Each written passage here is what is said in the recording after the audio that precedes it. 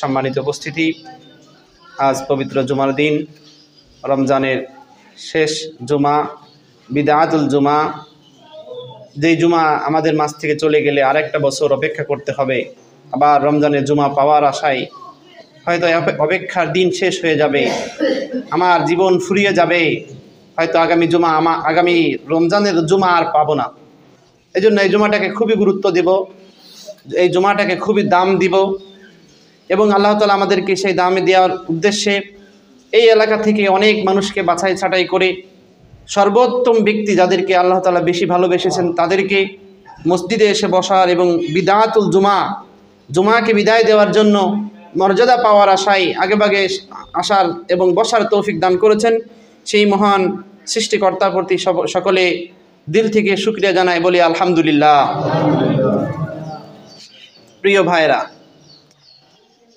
রমজানের বিদায় লগ্ন, যখন কোনো কিছু বিদায় নাই, আপনার আপনজন যখন বিদায় নাই, তখন আপনার অনেক কান্না আসে, অনেক খারাপ লাগা আসে। একটা সন্তান, আপনার ভাই, আপনার আপনজন যখন 20 বছর 22 বছর দেশে থাকে, যখন তাকে বিদেশে চিরবিদায় দিচ্ছেন না, হয়তো 1 বছর পরে আবার ফিরে আসবে, ওই বিদায় লগ্নে মা কাঁদে, বাবা কাঁদে, আমি কাঁদি, আমার ভাইয়েরা কাঁদে, সবাই কান্না করে, তাকে বিদায় দিচ্ছে বিদেশে। আবার তো একটু পরে কথা বলা হবে, কিন্তু তাকে যে বিদায় দিচ্ছে, এই বিদায়ের সময় কান্না আসে। আর আমি যদি মুমিন, আমার মুমিনের দায়িত্ব হলো রমজানকে বিদায় দিচ্ছি, আমারও চোখ টলমল করবে, আমারও কান্না আসবে। 3টা জুমা চলে যাচ্ছে, আজকে শেষ জুমা, আমারও কান্না আসবে, আমারও চোখ টলমল করবে। ওই ভাই বিদায় দেওয়ার থেকে রমজানকে বিদায় দেওয়া আমি মুমিন হিসাবে বেশি কষ্ট লাগার কথা। সেই পবিত্র মাহে রমজানের শেষ দশক আমাদের মাঝে চলতেছে, যে দশকের আজকে 5ম দিন। প্রজ্ঞ আলেমরা যেখানে বলেছেন যে পৃথিবীর প্রত্যেকটা বছরের ভিতরে শ্রেষ্ঠ একটা মাস থাকে, সেই মাস হলো রমজান মাস, এবং প্রত্যেকটা মাসের ভিতরে শ্রেষ্ঠ কিছু দিবস থাকে, সেই দিবস হলো মানে প্রথম দশক, দ্বিতীয় দশক, তৃতীয় দশক। আল্লাহ তাআলা কোরআনের মধ্যে বলেছেন ওয়াল ফাজরি ওয়া লায়ালিন আশরি ওয়াশ শাফঈ ওয়াল ওয়াতরি, যে এখানে ওয়াল ফাজরি, ফজরের কসম দিয়ে বলেছে। যেখানে আল্লাহ তাআলা ফজর কসম দিয়ে বলতেছেন ওয়াল ফাজরি ওয়া লায়ালিন আশরি, আসর এমন একটি দশক, ওয়াশ শাফঈ ওয়াল ওয়াতরি, এই দশকের কথা বলা হচ্ছে, বেজোড় এবং জোরের কথা। আল্লাহ তাআলা সূরা ফজরের মধ্যে এই কথা বলেছেন। এই দশক একটা হচ্ছে জিলহজ মাসের প্রথম দশক, যে জিলহজ মাসের প্রথম দশকের গুরুত্ব, হজ, মানুষ হজ করে এবং কুরবানি দেয়। আর এক দশক হলো মুহররম মাসের প্রথম দশক, আর এক শ্রেষ্ঠ দশক হলো এই রমজান মাসের শেষ দশক। সুবহানাল্লাহ, আমাদের মাস থেকে এই দশকে বিদায় নিচ্ছে। এরপরে দশকের ভিতরে আরও গুরুত্বপূর্ণ কি, শেষ জুমা। আর জুমা মুবারকের গুরুত্ব হলো, আল্লাহ রাসূল সাল্লাল্লাহু আলাইহি ওয়াসাল্লাম বলেছেন যে কিয়ামত কোনো একদিন আল্লাহ তাআলা ঘোষণা করেছিলেন, হে নবীরা, তোমাদের সপ্তাহের যে কোনো একটা দিন বেছে নাও। তখন ইহুদি ছিল কোনো না কোনো নবীর উম্মত, ইহুদিরা বেছে নিয়েছিল সপ্তাহে শনিবার। ইহুদিরা আল্লাহ তাআলার পছন্দ মতো, আল্লাহ বলেছিল সপ্তাহে কোন দিন নিবা নাও, ইহুদিরা নিয়েছিল শনিবার। খ্রিস্টানরা কোনো না কোনো নবীর উম্মত ছিল, তাদেরকে বলা হয়েছিল তোমরা সপ্তাহে কোন দিন বেছে নিবা নাও। খ্রিস্টানরা বেছে নিয়েছিল সপ্তাহে রবিবার। কোনো না কোনো নবীর উম্মত প্রত্যেকে এক একটা বার বেছে নিয়েছে। ইহুদিদের শ্রেষ্ঠ দিন শনিবার, খ্রিস্টানদের শ্রেষ্ঠ দিন রবিবার। কিন্তু আমার নবী মুহাম্মদ রাসূলুল্লাহ সাল্লাল্লাহু আলাইহি ওয়াসাল্লাম যে দিনটা বেছে নিয়েছিল, উম্মতে মুহাম্মাদী যে দিনটা বেছে নিয়েছিল, সেই দিনটা হলো শুক্রবার। সুবহানাল্লাহ, আল্লাহ তাআলা বলেছে, হে নবী, তুমি শ্রেষ্ঠ বাছাই করেছো, হে উম্মত, তোমরা শ্রেষ্ঠ বাছাই করেছো, কারণ এই দিন তো আমি কিয়ামত দিব। আদমকে এই দিনই বানিয়েছি, জান্নাত এই দিন হবে, কিয়ামতে হাসরের ময়দানে যখন মানুষ উঠবে সেদিন এই দিনই হবে, এই দিনের থেকে শ্রেষ্ঠ দিন হতে পারে না। সুবহানাল্লাহ, অর্থাৎ এই দিনকে আমরা বেছে নিয়েছিলাম। এরপর হাদিসের মধ্যে তিরমিজি শরীফের 3547 নম্বর হাদিসে রাসূল সাল্লাল্লাহু আলাইহি ওয়াসাল্লাম বলেছেন যে রমজান মাস পাওয়ার পরে যে পেল কিন্তু তার গুনাহগুলো ক্ষমা করে নিতে পারলো না, ওই ব্যক্তির মুখ থুবড়ে পড়ুক, ওই ব্যক্তি ধ্বংস হয়ে যাক, ওই ব্যক্তি গাড়িতে অ্যাক্সিডেন্ট করে মারা যাক, তাতে আমার কোনো আসা যায় না। ওই ব্যক্তি আগুনে পুড়ে মারা যাক, তাতে আমার কোনো আশা যায় না। ওই ব্যক্তি ধ্বংস হয়ে যাক, মাটির নিচে মানে দেবে যাক, আমার কোনো আশা যায় না, যদি এই রমজান মাস পাওয়ার পরে তার গুনাহগুলো ক্ষমা করাই নিতে পারলো না। নাউজুবিল্লাহি মিন যালিক। আজকে 25তম দিন চলে গেছে, আমাদের কয়টা গুনাহ ক্ষমা হয়েছে? রাসূলের সেই অভিশাপ আমাদের কাজে লাগতেছে। আমরা আজকে ধ্বংস এমনি এমনি তো হচ্ছি না, আমাদের ধ্বংস আমাদের কারণে ডেকে আনতেছি।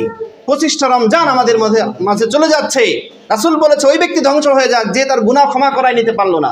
হ্যাঁ, গুনাহ আবার করবে, রমজানের পরে ঠিক আছে আবার গুনায় লিপ্ত হবে, কিন্তু যতটুকু পরিমাণ গুনাহ ছিল তার যদি পরিমাণ কিছু কমে যায় তাহলে গুনাহ তো কমে গেল। এই একটা রমজান মাস আসলো, গুনার পরিমাণ কমলো না, আবার আর একটা রমজান আসলো, গুনার পরিমাণ কমলো না, গুনাহ শুধু বৃদ্ধি পেতে থাকলো। আল্লাহ আমাদের এত ভালোবাসেন, এত ভালোবাসেন, একটা রমজান আমাদেরকে দিয়েছে, সারা 11 মাস যে গুনাহ ছিল এই গুনাহ যেন ক্ষমা করাই নিতে পারে, গুনার বোঝা যেন হালকা হতে পারে, আমার মুমিন বান্দা যেন আমার কাছে শ্রেষ্ঠত্ব হতে পারে, এই সুযোগটা আল্লাহ দিয়েছিল। 25টা দিন চলে গিয়েছে আমাদের মাঝ থেকে। এই 25টা দিনের ভিতরে এখনো সঠিকভাবে একটা রোজা পালন করতে পারি নাই। এই 25টা দিনের ভিতরে 20 রাকাত তারাবি ভালো করে পড়তে পারি নাই। এই 25টা দিনের ভিতরে নফসকে আমি হেফাজত করতে পারি নাই। এই 25টা দিন চলে যাচ্ছে, আর 5টা দিন বাকি আছে। এই 5টা দিনের বড় বড় বিজ্ঞরা যে উপদেশগুলো দিয়েছেন, আমি সেখান থেকে 10টা উপদেশ নিয়েছি। এই 10টা উপদেশ নিয়ে আমাদের কথাগুলো শেষ করব। একটু দয়া করে শুনবেন, একটু দয়া করে আমরা শোনার চেষ্টা করব, লেনদেন পরেও করা যাবে, একটু দয়া করে শোনার চেষ্টা করব। 1 নম্বরে যে বিষয়, যে গুনাহ ক্ষমা করার জন্য যে আমরা বিষয়গুলো ফেলে এসেছি, আমাদের গুনাহ হয়তো ক্ষমা হয় নাই, কিন্তু এই 10টা কারণ যদি কেউ মানতে পারে, এই 10টা বিষয় যদি তার ভিতরে বিদ্যমান থাকে, তাহলে আল্লাহ তাআলা অবশ্যই তাকে ক্ষমা করে দিবেন। সুবহানাল্লাহ। তার মধ্যে একটা হলো, 1 নম্বর হচ্ছে তাওবা। আল্লাহ তাআলা সূরা আত-তাহরীমের মধ্যে ঘোষণা করেছেন, আত-তাহরীমের 8 নম্বর আয়াতে আল্লাহ তাআলা ঘোষণা করেন, যদি কোনো ব্যক্তি আমার কাছে তওবা করে, আমার কাছে ক্ষমা চায়, তাহলে আমি তাকে কিভাবে ক্ষমা করব?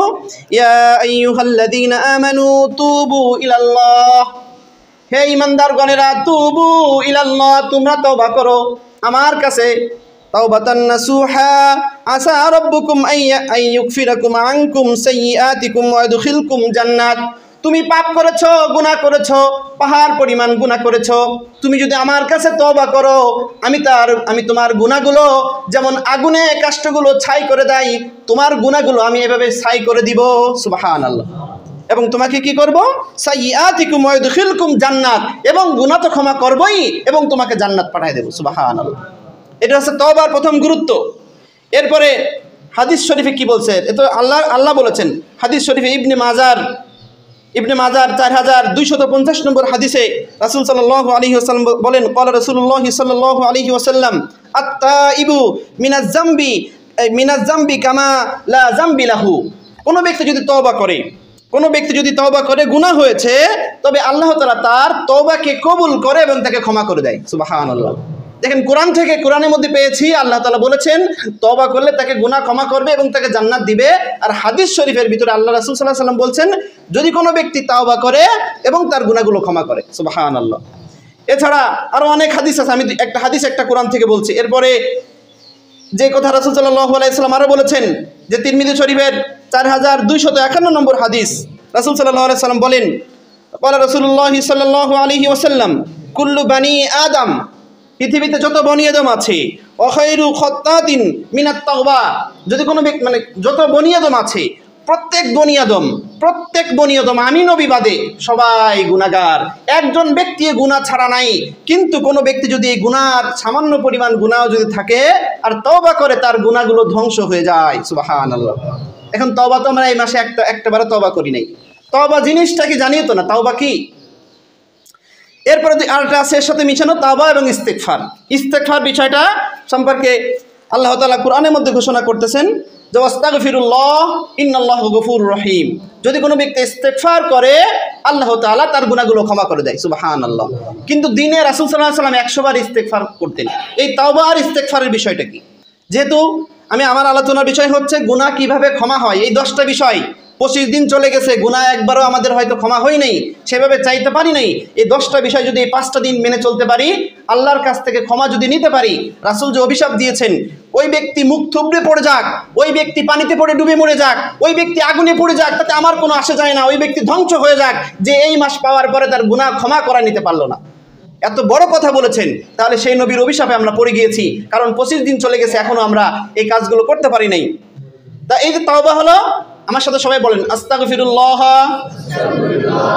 রব্বি মিন কুল্লি যামবি ওয়া আতুবু ইলাইহি। এটা হচ্ছে তাওবা। এটা এই বাক্যটা মন থেকে বলা। যদি কোনো ব্যক্তি মন থেকে এই বাক্যটা একবার বলে, তার গুনাহগুলো ক্ষমা হয়ে যায়। সুবহানাল্লাহ। এবার আস্তাগফির কি, ইস্তেগফার কি? শুধু শুধু ইস্তেগফার, আস্তাগফিরুল্লাহ আস্তাগফিরুল্লাহ আস্তাগফিরুল্লাহ আস্তাগফিরুল্লাহ। ইস্তেগফার হচ্ছে জিকির। এজন্য এই মাসের প্রথম যে বিষয়, যে গুনাহ ক্ষমা করায় নেওয়ার যে প্রধান উপায়, তাওবা করা এবং ইস্তেগফার করা। দিনে 100 বার আস্তাগফিরুল্লাহ পড়া আর একবার তাওবা করা। এরপরে 2 নম্বর উপায়, গুনাহ ক্ষমা পাওয়ার 2 নম্বর উপায়, দোয়া করা। আল্লাহ তাআলার কাছে দোয়া করা। দোয়া কিভাবে চাইতে হবে? তিরমিজি শরীফের 3540 নম্বর হাদিসে কুদসিতে রাসূল সাল্লাল্লাহু আলাইহি ওয়াসাল্লাম, আল্লাহ তাআলার কথা রাসূল সাল্লাল্লাহু আলাইহি ওয়াসাল্লাম বলেন, যদি কোনো ব্যক্তি আল্লাহ তাআলার কাছে দোয়া চায়, আল্লাহ তাআলার কাছে 2 হাত তুলে দোয়া চায়, অথবা আল্লাহ তাআলার কাছে ক্ষমা চায়, আল্লাহ এমন মনে করে, যেমন আমি যদি কোনো ব্যক্তিকে সরি বলি, ভাই ভুল হয়ে গেছে আমার সরি, ভাই ভুল হয়ে গেছে আমার সরি, ওই সরি বললে আমার সামনে থাকা ব্যক্তি খুবই খুশি হয়। আল্লাহ তাআলা বলে, কোনো ব্যক্তি যদি আমার কাছে দোয়া করে, আমি মনে করি সে আমার কাছে ছোট হচ্ছে, আমার কাছে হাত পেতে দোয়া করতেছে, মানে সে আমার কাছে ছোট হচ্ছে, আমি ছোট হওয়ার কারণে তার গুনাহগুলো ক্ষমা করে দিই। সুবহানাল্লাহ। দেখবেন আমাদের সমাজে কিছু ব্যক্তি আছে মুনাজাত করে না। এই যে কিছু কিছু কিছু মানে আহলে হাদিস না কি বলে, এরা মুনাজাত করে না, মুনাজাত লাগে না, মুনাজাত প্রয়োজন হয় না। কিন্তু আল্লাহ রাসূল এখানে কি বলছেন হাদিসের ভিতরে, যে ইবনে মাজার ভিতরে 4250 নম্বর হাদিসে, তিরমিজি শরীফের 3540 নম্বর হাদিস, রাসূল সাল্লাল্লাহু আলাইহি ওয়াসাল্লাম বলেন, যতবার আল্লাহর কাছে হাত পাতে, যতবার আল্লাহর কাছে চায়, ক্ষমা চায়, আল্লাহ ততবার তাকে ক্ষমা করে। সুবহানাল্লাহ। এখন যারা এই দোয়া করে না, তারা কয় যে রাসূল তো কখনো হাত উঠায় দোয়া করে নাই। তাহলে তাদের কথা হচ্ছে রাসূল যা করেছে তা করতে হবে, রাসূল যা করে নাই তা করে নাই। যেমন রাসূল 20 রাকাত তারাবি পড়ে নাই, তাই তারা তারাবি পড়তে চায় না। তাহলে রাসূল তো মোবাইল ব্যবহার করে নাই, তুমি মোবাইল ব্যবহার করো কেন? রাসূল তো মোবাইল ব্যবহার করে নাই, তুমি মোবাইল ব্যবহার কেন করো? রাসূল কোনোদিন প্যান্ট পরে নাই, তুমি প্যান্ট পরা ব্যক্তির কথা শুনে প্যান্ট পরা ব্যক্তির মতো এভাবে হাত বাজাও, তোমার মন মতো চলো। রাসূল তো প্যান্ট পরে নাই, তুমি প্যান্ট পরো কেন? রাসূল যা করে না, তাদের কথা হলো রাসূল যা করে না আমরা তা করবো না। তা রাসূল তো প্যান্ট পরে নাই, শার্ট পরে নাই, তুমি প্যান্ট এবং শার্ট পরা ব্যক্তির কথা শুনে তার অনুসারী হচ্ছ। রাসূল মোবাইল ব্যবহার করে নাই, তুমি সেই মোবাইল ব্যবহার করতেছো, আবার বলতেছো রাসূল যা করে না তাই করতে নিষেধ করেছেন। এরা হচ্ছে ভণ্ড। যেখানে 20 রাকাত নামাজ হয় সেখানে 20 রাকাত নামাজ পড়া 1 নম্বর উত্তম, কিন্তু আমরা দেখি এটা আমাদের থেকে বঞ্চিত হচ্ছে। এই জন্য দোয়া করা সর্বোত্তম। আল্লাহ তাআলা কাছে কোনো ব্যক্তি যদি হাত তোলে, আল্লাহ মনে করে যে আমার কাছে ওই ব্যক্তি ছোট হচ্ছে, এই ছোট হচ্ছে মনে করে আল্লাহ তাআলা তাকে ক্ষমা করে দেয়। সুবহানাল্লাহ। 3 নম্বর হলো যে নবীর আনুগত্য করা। আল্লাহ তাআলা বলতেছেন গুনাহ ক্ষমার 3 নম্বর উপায়, যে সূরা ইমরানের মধ্যে 31 নম্বর আয়াতে আল্লাহ তাআলা বলছেন, কুল ইন কুনতুম তুহিব্বুনাল্লাহা ফাত্তাবিউনি ইউহিব্বুকুমুল্লাহ। যদি কোনো ব্যক্তি আল্লাহ তাআলার ভালোবাসা পেতে চায়, সে যেন নবীর তাবিদার করে। তার মানে যে এমন না নবীর মিলাদ পড়ে, এমন বলে নাই, বলছে নবীর তাবিদার করে, টুপিটা মাথায় দেয়, এটা নবীর সুন্নাত। অনেকে মনে করে টুপি মাথায় দেওয়ার প্রয়োজন নাই, টুপি না মাথায় দিয়ে নামাজ পড়ে। নবীর সুন্নাত এতটা গুরুত্ব নাই। পাঞ্জাবিটা গায়ে দেয়, এতটা গুরুত্ব নাই, পাঞ্জাবিটা গায়ে দিতে হবে। নবীর সুন্নাত এমন না মেসক করতে হবে, মেসক করার সুন্নাত আদায় করে না। আতর দিতে হবে এটা মনে করে না। এবং যত কিছু আছে সমস্ত কিছু শুধু মিষ্টি খাওয়ার সময় সুন্নাত, মানে আর কোনো সুন্নাতের প্রয়োজন হয় না। আল্লাহ তাআলা বলছেন, কুল ইন কুনতুম তুহিব্বুনাল্লাহ। যদি আল্লাহর ভালোবাসা পেতে চাও, নবীর ভালোবাসা পেতে হবে। নবীর নাম যখন মাইকে আজান হবে, আশহাদু আন্না মুহাম্মাদার রাসূলুল্লাহ, তুমি যদি সাল্লাল্লাহু আলাইহি ওয়াসাল্লাম বলে, তোমার 3 বছরের গুনাহ মাফ হয়ে যায়। সুবহানাল্লাহ। আমরা এই গুরুত্ব দিই না। রাসূলের তাবিদার করবো, এই গুরুত্ব আমরা দিই না। শুধু আমরা মনে করি রাসূলের এটা করলে এটা হয়ে যাবে, এরকম মানে রাসূলের শুধু দুনিয়ার যা কিছু আছে শুধু রাসূলের সামান্য কিছু মানে আর বাকি কিছু মানতে চায় না। যেটা আমরা ধরা খেয়ে যাবো সেগুলো মানতে চায় না। এলো 3 নম্বর বিষয়। 4 নম্বর বিষয় গুনাহ মাপের 4 নম্বর বিষয় হলো আজান দেওয়া।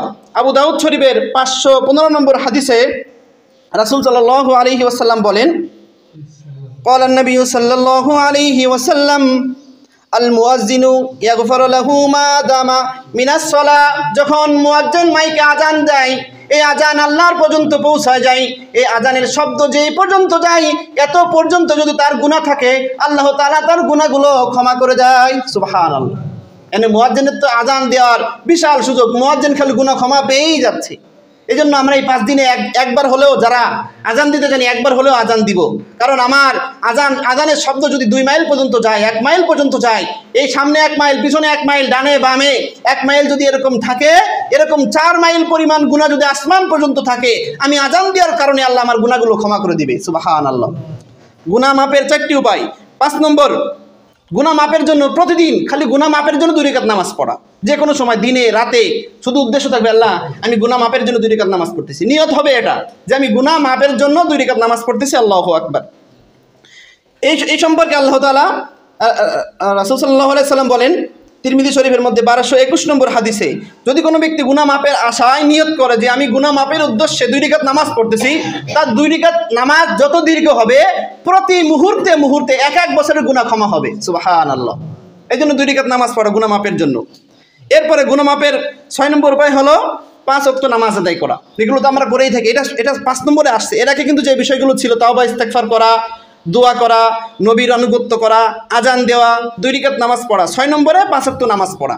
5 ওয়াক্ত নামাজ তো আমরা পড়ি, কিন্তু 7 নম্বরে যে কথাটা বলছে জামাতে নামাজ আদায় করা। জামাতে নামাজ আদায় করা মুসলিম শরীফের 6899 নম্বর হাদিসে রাসূল সাল্লাল্লাহু আলাইহি ওয়াসাল্লাম ঘোষণা করেন, ক্বালা নবী সাল্লাল্লাহু আলাইহি ওয়াসাল্লাম, একজন সাহাবী এসে রাসূলকে বলতেছেন যে হে রাসূল, আমি তো এত বড় পাপ করেছি, আমার ফাঁসি হওয়া উচিত, আপনি তাড়াতাড়ি আমাকে ফাঁসি দেন অথবা আমাকে বেত্রাঘাত করে মেরে ফেলেন, আমি এত বড় পাপ করেছি, আল্লাহ হয়তো আমাকে ক্ষমা করবে না। তখন বলতেছে, রাসূল কোনো জবাব দেয় না, চুপ করে আসে। এরপরে আবার বলছে, হুজুর হে নবী, আমাকে তাড়াতাড়ি শাস্তি দেন, আমি শাস্তি পাওয়ার যোগ্য একটা অপরাধ করেছি। এরপর নামাজের সময় হয়েছে, নবী নামাজে দাঁড়িয়ে গেছে, নামাজ পড়া শেষ। তখন ওই ব্যক্তি আবার কান্না করতেছে, হুজুর আমাকে শাস্তি দেন। তখন রাসূল সাল্লাল্লাহু আলাইহি ওয়াসাল্লাম বলছে, তুমি জামাতে নামাজ পড়ো নাই? বলছে, হ্যাঁ পড়েছি। জামাতে নামাজ পড়েছো বিদায় আল্লাহ তাআলা তোমার গুনাহগুলো ক্ষমা করে দিয়েছে। সুবহানাল্লাহ। এমন গুনাহ করেছে ফাঁসি পাওয়ার যোগ্য, কিন্তু জামাতে নামাজ পড়ার কারণে আল্লাহ তার গুনাহগুলো ক্ষমা করে দিয়েছে। সুবহানাল্লাহ।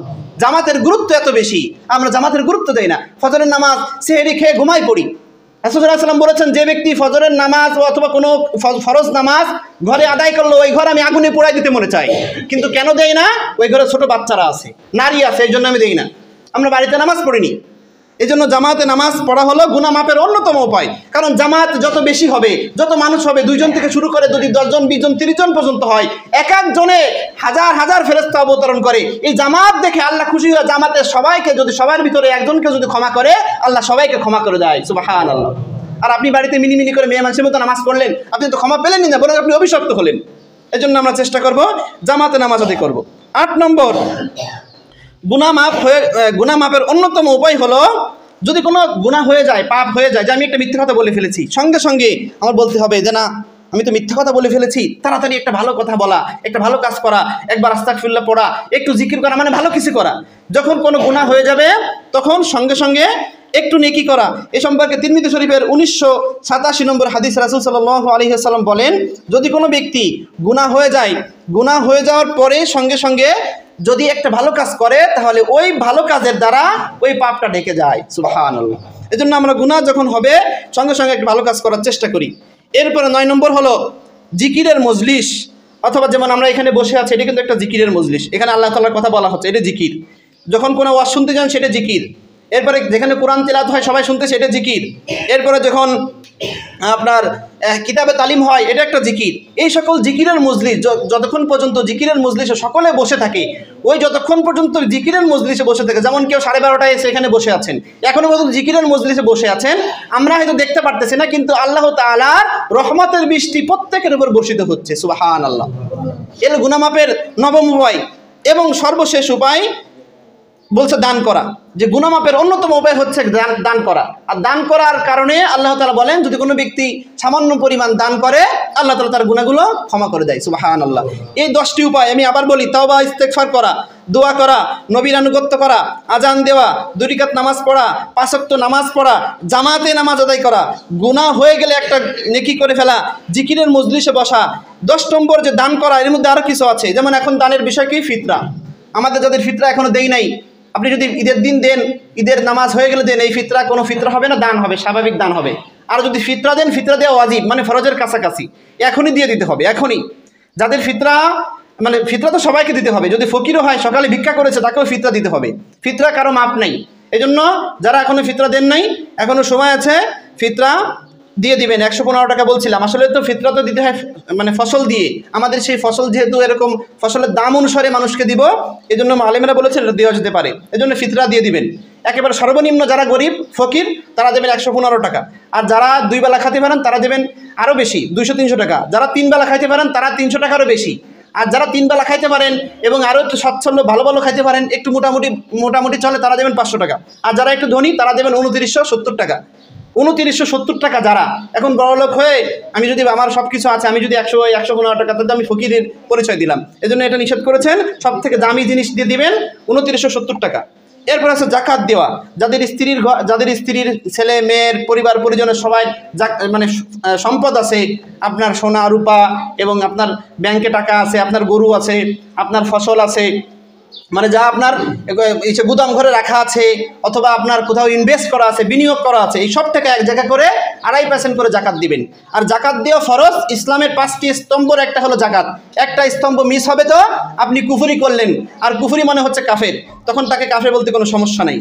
আর পরবর্তী যেটা সব থেকে বিষয় হলো, যেমন একজন ব্যক্তি ঢাকা গেছে, ঢাকা যায় বিমানবন্দরে রাতে থাকার জায়গা নাই, একটা রাত থাকছে, তাকে থাকার পরে 1000 টাকাতে থাকছে। পরের দিন সকালে যে ব্যক্তিকে ভাড়া দিছে ওই ব্যক্তিকে বলবে, ভাই আমি তো আমার থাকা শেষ, আমার টাকা আমাকে ফেরত দাও, এটা কি বলা যাবে? যাবে না, ওই টাকা ফেরত দিতে পারবে না, কারণ সেখানে থাকছে। একজন ব্যক্তি বাংলাদেশ থেকে এসে গেছে, মালদ্বীপে গেছে, মালদ্বীপে একটা হোটেল ভাড়া একদিনের জন্য 1 লক্ষ টাকা। এখন 1 লক্ষ টাকা দিয়ে হোটেলে থাকছে, 1 লক্ষ টাকা দিয়েছে ভাড়া দিয়ে হোটেলে থাকছে। এক রাত থাকার পরের দিন বলতেছে, ভাই আমার 1 লাখ টাকা ফেরত দাও, আমি তোমার হোটেল তোমার দিয়ে দিলাম। তখন কি সে মাইর খাবে না? তার এরকম বলছে, বলার পরে তার পিছনে বাঁধছে, বাঙালি তোমার ধরছি আজকে, ধরে এখন তারা মার শুরু করছে। এরকম 3 দিন পর্যন্ত মারছে, এরপরে তাকে অন্য রাজা ছাড়াই আনছে। তাহলে দেখেন সে কি করছে, কারণ সে বলছে আমি সারা জীবন আমার এটা করে অভ্যাস, আমি যখন বাংলাদেশে থাকছি তখন মানুষের জমিন আমি নিয়েছি 1 লাখ টাকা দিয়ে অথবা 2 লাখ টাকা দিয়ে নিছি, 5 বছর পরে আবার তার কাছে 2 লাখ টাকা ফেরত নিয়ে নিছি। আমি ওই 5 বছর ধরে আমি খাইছি তার জমিন, 1 টাকাও তাকে দেই নাই, আমি 2 বছর পরে ফেরত দিয়ে দিছি, যাকে বলে কট নেওয়া, বন্ধক নেওয়া। অর্থাৎ সেই বাঙালি ওখানে যে মার খেয়েছে, তা আল্লাহর কাছে মার খাওয়ার জন্য প্রস্তুত থাকতে হবে। কারণ যারা জমিন, যেমন আপনি যারা পুকুর লিজ নেন, যারা আপনার 5 বছরের জন্য 50,000 টাকা দিলেন, এখন 5 বছর পরে আপনি পুকুর করলেন, ওইখানে মাছ ছাড়লেন, মাছের ব্যবসা করলেন, 5 বছর পরে বলবে যাও তোমার পুকুর তুমি নিয়ে দাও, 50,000 টাকা ফেরত দাও, এটা কি বলতে পারবো আমরা? তাহলে জমিনের বেলায় কেন এটা করি? একজনের কাছ থেকে আমি 1 লাখ টাকা নিয়েছি, আমি তার জমিন খাচ্ছি 5 বছর, তার জমিনের ফসল আমি পাচ্ছি লাখ লাখ টাকা, আমি প্রতি ফসলে লাখ লাখ টাকা পাচ্ছি, আমি আবার 5 বছর পরে আবার তার কাছে 1 লাখ টাকা, যে 1 লাখ টাকা আমি দিয়েছিলাম তাই 1 লাখ টাকা ফেরত নিচ্ছি, আমি এটা হারাম খাচ্ছি। হারাম, আল্লাহর কসম এটা হারাম, এটা আল্লাহ কখনো বরদাস্ত করে না। সুদের থেকে বড় সুদ হচ্ছে এটা। এই জন্য এই রমজানে একটা ভালো কাজ করবেন, আপনি প্রতি বছর যার কাছ থেকে আপনি 1 লাখ টাকা জমি নিয়েছিলেন, এখন থেকে প্রতি বছর 10,000 টাকা ছেড়ে দিবেন, 10,000 টাকা ছেড়ে দিবেন। যদি 10 বছর হয় তাহলে মনে করবেন 1 বছরে 10,000 টাকা ভাড়া। লিজ নিয়েছেন, লিজ নেওয়া ইসলাম বৈধ করেছে, বন্ধক নেওয়া, কট নেওয়া ইসলাম বৈধ করে নাই, হারাম করেছেন। গু খাওয়া, সুদ খাওয়া তার থেকে বেশি হারাম করেছেন এই কট নেওয়া। যারা আমরা এখন কটের ভিতরে আছি, ওই যেমন মালদ্বীপে যে ধরা খেয়েছে, মার খেয়েছে, আল্লাহর কাছে মার খাওয়ার জন্য প্রস্তুত থাকেন, যারা কট নিয়েছেন এই এখন থেকে তাকে সুসংবাদ দিবেন যে আমি 10,000 টাকা করে এখন থেকে ভাড়া দিলাম, প্রতি বছর তো আমি 1 লাখ টাকা পাচ্ছি তোমার জমিন থেকে, 1 লাখ টাকার বেশি ফসল পাচ্ছি, তাই আমি ভাড়া দিলে সমস্যা কি? আপনি যেমন পুকুর লিজ নিয়ে তাকে টাকা ফেরত দিচ্ছেন না, ঢাকা যায় একটা বাড়ি ভাড়া নিয়ে উপভোগ করে আপনি টাকা ফেরত নিচ্ছেন না, আপনি এখানে জমিন নিয়ে তার কাছে পুরো টাকা ফেরত নিচ্ছেন, আপনি তো ডাকাত, সব থেকে জঘন্য আপনি। এই জন্য এই বিষয়ে সাবধান থাকবো আমরা। হয়তো আমাদের এই সমাজে নাই, যদি থেকে থাকে আমরা সাবধান হব। কর যাদের নিয়েছি 2 লাখ টাকা আমি দিয়েছি, প্রতি বছর 20,000 টাকা করে মাফ করে দিব, প্রতি বছর 20,000 টাকা করে মাফ। এরকম যদি আমি 10 বছর চলি তাহলে আমার 2 লাখ টাকা হয়ে যাবে। 10 লাখ টাকা আমি 10 বছরের জন্য ভাড়া নিব, তাহলে আমি এটা সঠিকভাবে আদায় করতে পারবো। আমি 10 বছরের জন্য লিজ নিলাম, আমি কট নিলাম, আর 10 বছর পরে আবার সেই টাকা ফেরত দিচ্ছে। আমি যে 2 বছর খাইছি, আমি গু খেয়েছি এগুলা। এই জন্য আমরা এই যে রমজান মাসে তাকে সুসংবাদ দিব, ভাই তোমার আমি কট নিয়েছিলাম, তোমার টাকা আমি তোমার সুসংবাদ দিলাম একটা, যে আমি ইসলামের কথা আজকে শুনেছি, আমি জঘন্যতম, আমি এত বড় অপরাধ করতে চাই না, আমি সুদের থেকে জঘন্য গু খাইতে চাই না, আমি ইসলামিক কথা মানতে চাই, এখন থেকে প্রতি বছর 10,000 টাকা মাপ, তুমি যদি 5 বছর পরে এটা ফেরত দাও তাহলে 50,000 টাকা দিও, যদি 10 বছর হয়ে যায় তোমার কোনো টাকা দেওয়া লাগবে না, এই 10 বছরে তোমার জমিন ভাড়া নিয়ে ওই ভাড়া জমিনের মধ্যে আমি ফসল লাগাইছি, আমি তো লাভবান হয়েছি। এজন্য আমরা চেষ্টা করব এই 10টা বিষয় যেন বুঝিয়ে দিতে পারি, তাহলে আমাদের গুনাহ ক্ষমা হবে। আজকে যেন যে কথাগুলো শুনলাম সেই কথাগুলো যেন মানতে পারি, আমাদের গুনাহ এখনো ক্ষমা হয় নাই, আমরা যেন গুনাহ ক্ষমা করা নিতে পারি। আল্লাহ আমাদের সেই তৌফিক দান করুক, সকলে বলি আমিন।